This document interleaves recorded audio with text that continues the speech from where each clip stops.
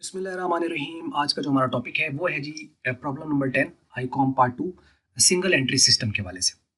तो इसको हम देखते हैं। प्रॉब्लम मैं पढ़ रहा हूँ, सबसे पहले इसको थोड़ा सा समझ लेते हैं और एंड पर इसका हम सॉल्यूशन देख लेंगे और टॉपिक खत्म हो जाएगा। बात कर रहे हैं कि Nayyar keeps his books on single entry system. Nayyar जो है ये एक सोल ट्रेडर हम कह सकते हैं, या मालिक है, या बिजनेस का नाम है। तो वो चूंकि अपनी बुक्स को मेंटेन कर रहा है सिंगल एंट्री सिस्टम पर, तो यहाँ से पता चल गया हमें कि कहाँ से क्वेश्चन आया हुआ है। His statement of assets and the liabilities as on 31 December 2016 was as follows. 31 दिसंबर 2016 पर उसकी ये statement of assets and liabilities है। अब इसके बारे में हम अभी ये नहीं कह सकते कि ये ओपनिंग है या क्लोजिंग है, क्योंकि हो सकता है वो 31 दिसंबर 2016 बताए और आगे कहे कि 31 दिसंबर 2017 का डेटा ये है। अगर ऐसा होता तो फिर ये ओपनिंग है, लेकिन अगर आगे जाकर वो इससे पहले की कोई डेट बता देता है, फॉर एग्जांपल जनवरी 2016 कह देता है, तो फिर हमें पता चलेगा कि ये क्लोजिंग है। मींस कि एक ही डेट देखकर ये नहीं समझ लेना कि ये क्लोजिंग है या ओपनिंग है। मींस के अक्सर ये होता है कि जी दिसंबर को देखा तो पता चलता है क्लोजिंग है, जनवरी देखा तो पता चला ओपनिंग है। नॉर्मली होता है इसी तरह, लेकिन आपने दूसरी डेट देखकर उसका अंदाजा लगाना है। तो यहाँ पर 31 दिसंबर 2016 है, इसके अंदर एसेट्स एंड लायबिलिटीज की स्टेटमेंट्स आपके पास गिवन है, तो ये क्लोजिंग का डेटा है। कि उसका कैसे पता चला, क्योंकि अगर आप यहाँ पे देखें तो एक लाइन आपको मिलती है कि his capital at the beginning of the year जो है वो 30,000 है। बिगिनिंग ऑफ द ईयर वो यहाँ बता रहा है, तो साल के शुरू का कैपिटल चूंकि उसने यहाँ पर दिया हुआ है, तो इसका मतलब ये हुआ कि एक तो ये ओपनिंग उसने दे रखा है, तो मीन्स कि ये क्लोजिंग है सारा। दूसरी बात, draw of the statement of the profit and loss for the year ended 31 December 2016। Means कि इस डेट पर आपने statement of profit and loss बनानी है, इसका मतलब ये क्लोजिंग है। तो यहाँ से इसलिए मैं कहता हूँ कि पूरा क्वेश्चन आपने पढ़ लेना है। मैं तो ऑब्वियसली चीजें कराई हुई, तो मैं आपको डायरेक्टली उस चीज को बता रहा हूँ, लेकिन ये है कि आपने पूरा पढ़ लेना है, उससे आपको अंदाजा हो जाएगा। अच्छा, अब इसका मतलब ये क्लोजिंग दिया हुआ है। अच्छा, जब भी क्लोजिंग के एसेट्स और लायबिलिटीज दिए होते हैं ना, तो उसके अंदर हम लोग क्या करते हैं कि उसमें डिफरेंस हम नहीं ले सकते खाली यहाँ से कि टोटल एसेट कर लिए तो टोटल एसेट 1,71,000 आ गया, टोटल लाइबिलिटीज कर लिए 1,35,000 आ गया, 1,31 में से 1,35 निकाल दिया तो पीछे हमारे पास जो बैलेंस आएगा हम कहेंगे जी ये तो कैपिटल है। ऐसा नहीं हो सकता। तो लिहाजा जब भी हम क्लोजिंग के साथ हम इसको देखेंगे तो इसके अंदर हमें एडजस्टमेंट करके फिर लेकर चलना है उसको। पीछे हमने एक प्रॉब्लम की थी, उसके अंदर हमें बैलेंस शीट दी हुई थी और वो ओपनिंग की थी, तो वहां से हमने डायरेक्टली कैपिटल ले लिया था। लेकिन इसमें क्लोजिंग तो मींस के आपको वो बैलेंस शीट या स्टेटमेंट ऑफ अफेयर वो आपको क्लोजिंग की भी दे सकता है, ओपनिंग की भी दे सकता है। मींस या बैलेंस शीट ओपनिंग में भी दे सकता है, क्लोजिंग की भी दे सकता है। लेकिन क्लोजिंग का आपने थोड़ा सा जहन में रखना है कि उसके जस्ट लिख कर डिफरेंस नहीं लेना, उसके साथ जो चीजें एडजस्ट होनी है उनको एडजस्ट करने के बाद कैपिटल फाइंड करना है। जबकि ओपनिंग के साथ ऐसा कुछ नहीं है, उसके आइटम एसेट्स के एक तरफ लिखो, लायबिलिटीज के एक तरफ लिखो, डिफरेंस ले लो तो ओपनिंग कैपिटल आ जाएगा। तो ये बात क्लियर होगी यहाँ पर। तो अब नीचे हम देख लेते हैं एडजस्टमेंट कौन कौन सी है। वो बात करता है कि जी he is drawing during the year, ये साल की ड्राइंग है उसकी, 3,000 रुपए। तो ठीक है, और तो कुछ इसके साथ है नहीं, तो 3,000 रुपए उसकी ड्राइंग है और ड्यूरिंग द ईयर है, तो इसे हमें statement of profit and loss में लेके जाना और वहां हमें इसको ऐड कर देना है ड्राइंग को। Land and building are to be depreciated by 2%। Land and building इसको 2% से डेप्रिशिएट करना है। कहाँ है लैंड एंड बिल्डिंग, ये दे रखी है 20,000 की, इस पर हम 2% लेंगे और इसी में से लेस कर देंगे। Furniture and fixture by 5% mean के डेप्रिशिएटेड ही है कि 5% फर्नीचर एंड फिक्सचर को डेप्रिशिएट करना है और प्लांट एंड मशीनरी को 10% डेप्रिशिएट करना है। ये तो वही चीजें हैं। अच्छा, अब हम क्या करेंगे, फर्नीचर एंड फिक्सचर है हमारे पास ये वाला, इसका 5% लेके इसमें से लेस करेंगे। प्लांट एंड मशीनरी है 55,000 की, इसका 10% लेकर लेस करेंगे। तो ये हमें एडजस्टमेंट इन तीन के साथ करनी पड़ेगी। और जो ड्राइंग है ये तो वैसे ही statement of profit and loss में जानी है। आगे वो बात कर रहा है sundry debtors are to be reduced by 2%। Sundry debtors को आपने 2% से रिड्यूस करना है, तो 2% से रिड्यूस करना है, तो दैट्स ओके।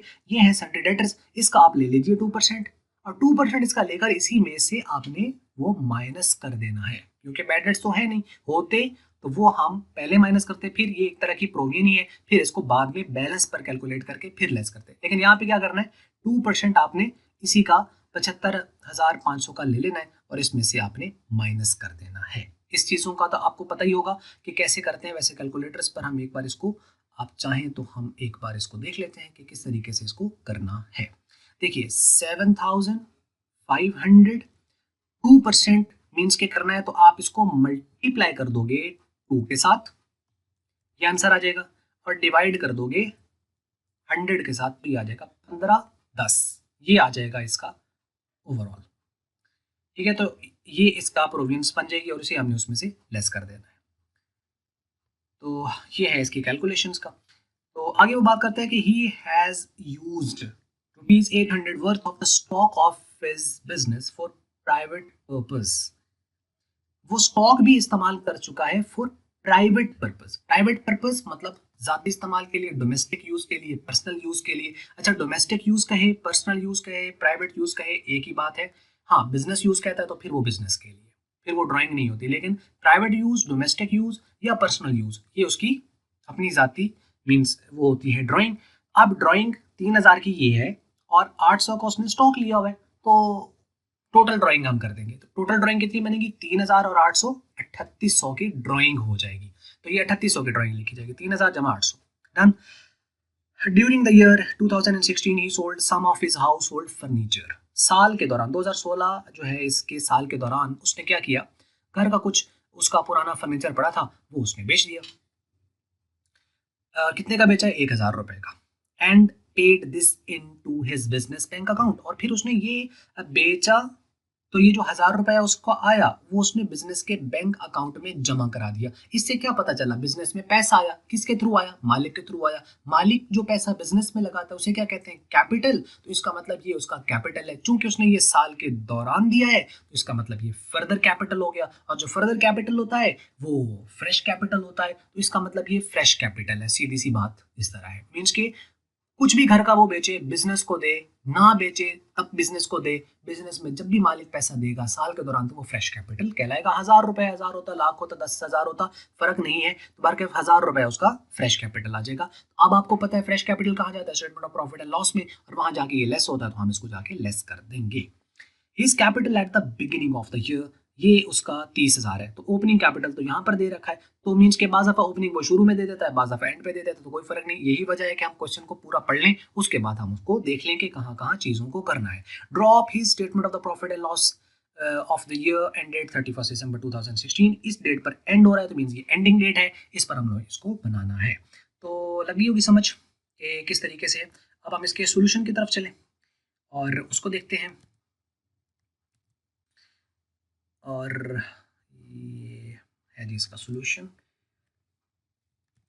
इसमें देखें, सबसे पहले आ गया टॉप पर बिजनेस का नाम और वो है नयर। तो सबसे पहले नयर लिख दिया, उसके बाद स्टेटमेंट ऑफ अफेयर्स लिख दी एज ऑन 31 दिसंबर 2016 एंडिंग, क्योंकि ओपनिंग तो दी हुई है। Assets, amount, liability and capital, और अमाउंट 4 कॉलम बन गए। अच्छा, अब इसमें देखो कैश, कैश उसने ये दिया। अच्छा, ये देखो हम इस तरह भी कर सकते थे वैसे कि जैसे ये दिया है सारे उठाए और इधर लिख दिए, लेकिन नॉर्मली ये होता है कि जो सोल प्रोप्राइटरशिप बिजनेस होते हैं ना, तो इसकी जो मार्शलिंग की जाती है ना, मींस के इसके अंदर जो आइटम लिखे जाते हैं उसमें ये होता है कि लिक्विडिटी प्रेफरेंस मेथड हम अडॉप्ट करते हैं। उसका मतलब ये होता है कि जो लिक्विड एसेट्स होता है ना, जैसे कैश हो गया, cash in hand, cash in bank, stock, debtors, जो कि करंट एसेट्स होते हैं, इनफैक्ट आप यूं भी कह सकते हैं करंट एसेट्स हैं, इनको पहले लिखते हैं। और फिक्स्ड एसेट्स जैसे कि land, building, furniture, fixture, plant, इस तरह की जो चीज़ें होती हैं जो लॉन्ग टर्म यूज होते हैं उनको बाद में लिखते हैं। तो इस वजह से इनको यानी कैश, डेटर, स्टॉक वगैरह पहले लिखा है, प्लांट और फर्नीचर और बिल्डिंग वगैरह इनको बाद में लिखा है। तो ये है तरीकाकार। तो इसको हमने इसलिए ऐसा किया है। तो कैश है 8300, तो हमने 8300 लिख दिया। उसके बाद आपके पास सन्डे डेटर्स और स्टॉक है, तो सन्डे डेटर्स है 75,500 के, ये लिखा, और इसमें से 2% अभी हमने कैलकुलेटर पे कैलकुलेट किया था पीछे, 1510 आया था। तो ये 1510 जो है हम इसमें से माइनस कर देंगे, और माइनस करने के बाद इसको अगर हम इसमें से डिफरेंस लें तो 73,990 आता है, और इसको हम यहाँ पे लिख देंगे। और उसके बाद जो स्टॉक है, स्टॉक अगर आप देखें तो वो है 9,200 का, तो ये स्टॉक हम यहाँ पे 9,200 लिख देंगे। उसके बाद अगर आप देखें तो plant and machinery, furniture and fixture, land and building, तीनों फिक्स्ड एसेट्स हैं, इनको हम बाद में किसी भी सीक्वेंस में लिख सकते हैं। मतलब इनमें कोई सीक्वेंस नहीं है कि आपने प्लांट मशीनरी पहले लिखना है या फर्नीचर एंड फिक्सचर पहले लिखना है या लैंड एंड बिल्डिंग लिखना है, इनमें से कोई सा पहले लिख दो। इनमें नॉर्मली ये होता है कि कैश और बैंक पहले लिखा जाता है, उसके बाद स्टॉक, डेटर्स वगैरह बाद में लिखे जाते हैं, तो दैट्स हो गया। तो इसमें भी कैटेगरी है, लेकिन हम वो लंबा टॉपिक हो जाएगा। मेरा क्विक एसेट्स होते हैं, लिक्विड एसेट्स होते हैं, करंट एसेट्स होते हैं। तो फर्स्ट ईयर में कुछ चीज़ें पढ़ी हुई हैं तो आपको इनका पता होगा। अच्छा, अब इसमें हम लोगों ने प्लांट एंड मशीनरी लिख दिया 55,000, और इसका उसने कहा था कि इसको डेप्रिशिएट करना है प्लांट एंड मशीनरी को 10% से। हमने क्या किया, इसका 10% ले लिया तो 5500 आ गया। वो इसमें से लेस कर देंगे और डिफरेंस लाइन लगाई, डिफरेंस लिया तो 49,500, ये फाइनली इसके सामने लिख दिया।